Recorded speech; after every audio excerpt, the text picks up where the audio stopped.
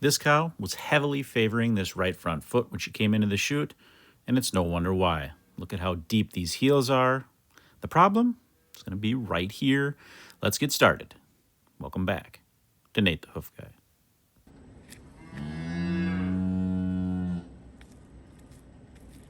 Now, how many of you are thinking right now, why don't you just spray that entire area off before you start? Spray the whole foot off, scrub it clean.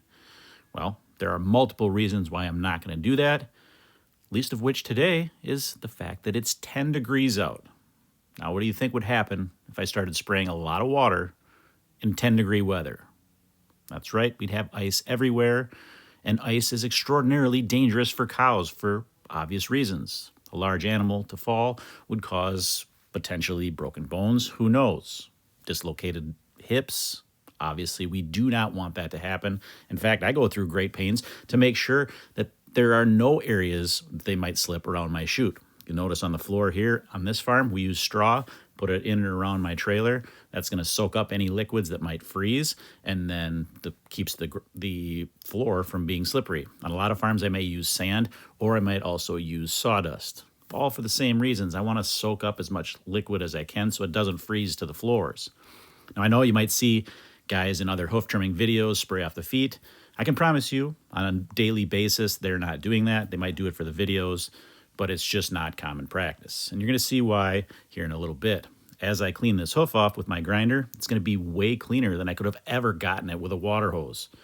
Not to mention the fact that even if I did wash all these feet, and I could wash these feet, mixing water with power tools and sharp knives is not a wise thing. One of the most serious injuries I've gotten while trimming was due to the fact that my gloves were soaking wet, my knife slipped and went into my thumb. So, for those reasons, I don't wash feet. And the other reason is you'll see right now. Even if I had washed this foot, I couldn't possibly have gotten into all those crevices up inside that claw, which is where the actual problem is. I got to get all that removed, then I can get this thoroughly cleaned, and I'll do that at the end.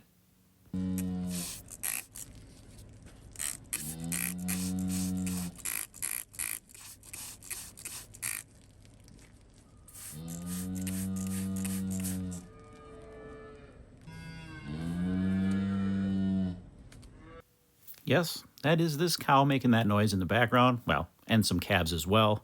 But all that is she's just anxious about being in the chute. She doesn't know what's going on. At least that's my thought. Or maybe it's because her friends out the front are making fun of her. I don't know, but I can't speak cow, so I couldn't tell you. But that's a possibility. Don't rule it out. But in all seriousness, it's nothing that I'm doing that's making her do that. It's just the fact that she's in the chute. You'll notice at the end, even when I'm done with all the trimming, she's still making that noise.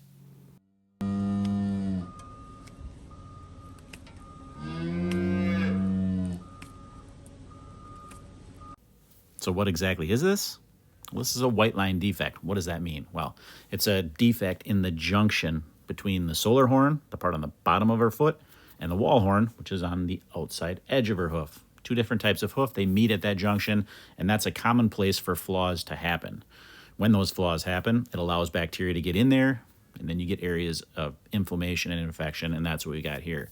Now what we've got is two areas of dermatitis now inside there.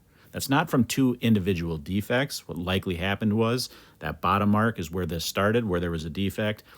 As that horn then released to try to alleviate that problem, digital dermatitis was able to colonize on that exposed corium, and that's why we've got actually two different pockets or two different areas here that look to be exposed to that. It's not two different individual problems. It's one problem that ended up being two different lesions in the end. You can see we've got all of that loose horn removed, and even now, still spraying on this, there's still debris coming out of that. That's why you couldn't possibly get this clean at the beginning. That's why I wait till the end to do that. Now, yes, she does need a block on that other claw, so we're going to get that on now. Then we'll go back and we'll clean that area out some more. There's still a little bit of loose edges inside there I got to clean out. We'll zoom in and give you a good look at that once we get this block on.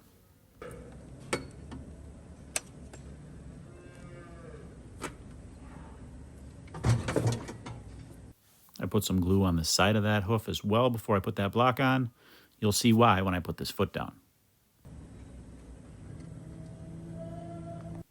Here you can get a good look at those two areas. That one up above, I've still got some more work to do on that yet.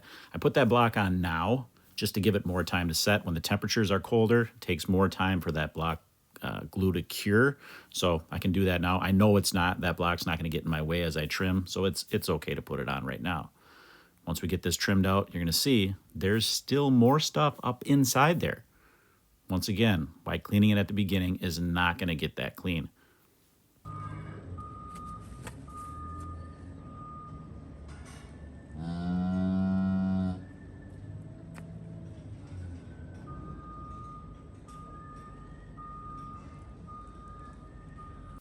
It's hard to fully appreciate on camera, but what's happening is that dermatitis is actually raised off of that corium. So when you see me working carefully, trying to lift these areas up as I make that cut, it's so I don't get into that dermatitis that's underneath there. It's not perfectly flat, so I have to work carefully to get that done.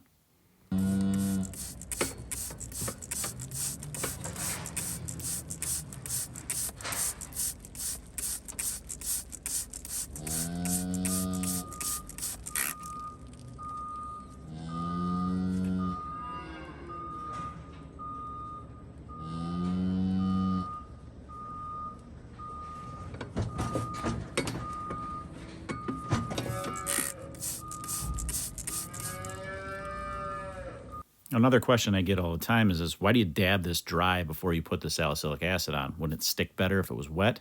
And it may stick better, but what I don't want to have happen is that chlorhexidine to actually create a barrier for that salicylic acid to reach the lesion itself. The chlorhexidine does a good job at killing those surface bacteria, but it's the salicylic acid that gets inside there that really gets those bacteria that are further in. So I don't want there to be any chlorhexidine there when I apply that so that salicylic acid can do its job. We'll get the salicylic acid wrap in place, and then you'll see, even when she's done with her trim, she's still fussing. Then we'll let her go, check out, and see how she's walking.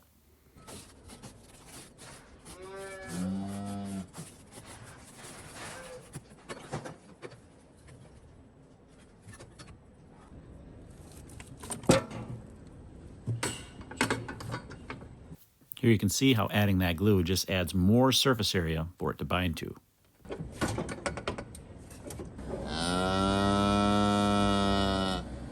You're all done. You're all done. You're fine. And that's going to do it. If I don't see you before Christmas, enjoy the holidays, Merry Christmas, and we will see you all on the next one.